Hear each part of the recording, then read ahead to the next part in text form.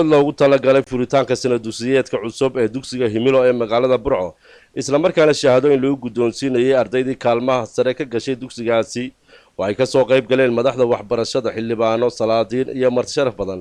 ayaa lagu qabtay xarunta dugsigaasi ee Himilo maamulaha dugsiga Himilo Cabdixakiin Cabdilaahi Xasan ayaa ugu horreyn ka warbixiyay marxaladii kala duwanaa ee dugsiga Himilo soo maray taariikhan horta iskuulkan waxa la furay 25 August sanadkiina dhaafay 2012 waxaan ku bilownay qayb waxa weeyaan professional ama college luqadaha iyo lagu dhigto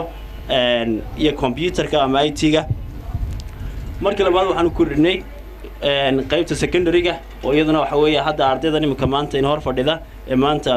ayaan ku bilownay arday 124 arday ahaa oo aan ku bilownay form 1kii maantana alxamdulillaah rabbil caalamiin soo gudbay form 2kii Salebaan Cabdilaahi Xasan oo ka mid ah madaxda waxbarashada gobolka iyo Suldaan Ismaaciil Xaaji Xasan oo ka mid ah salaadiinta gobolka ayaa halkaasi hadallo kooban ka jeediyay waxaana ka mid ah hadaladoodii ardayda waxbarata ee u bixi dalka ah inay meel la qabtaan maaha waa inay wax bartaan laakiin waxa idin ballan qaadaya waxa la idin sheegay kambariya shiidaal oo imika dalkeena ka shaqeynayo jooga waxa la idin ballan qaadaya in sanadka dambe wada shaqaale wixii waxbarasho toos ah haystay inay wada shaqaale noqdaan maca islaamahaynu inay shaqaale noqdaan oo dareeran oo shaqo tagaan 2014 la idin daloolinaya ceelkii horeeyay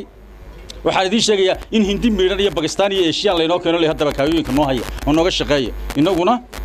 halkeen marayna halkii carabtu maraysa marka hatana loo soo tahriibay imika qurba joog oo dhan uu soo tahriibay tan uu tuban yahay qurba joog oo subax aanu imanaynin oo aan ka soo degin diyaaradda iyagoo shaqo taga oo halka shahaado miidhan oo cid soo siisay aan garanay qaarkood sitaan oo leeyihiin anna shaqadaas aan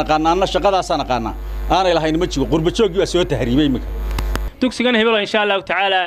waxa nooga muuqday hadaan kormeerka nahay ama aan wasaaradda nahay inuu yahay dugsi koraya oo horumar sameynaya oo muddo gaaban ha jiree qaarin badan soo jiray runtii la tartami karaya maanta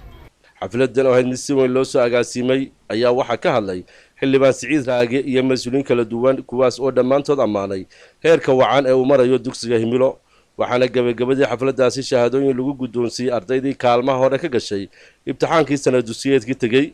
sidoo kale waxa halkaasi lagu soo bandhigay riwaayad ka turjumaysa waxtarka iyo faa'iidada ay waxbarashadu u leedahay bulshada Kays Axmed Digaale Hon Cable TV Burco.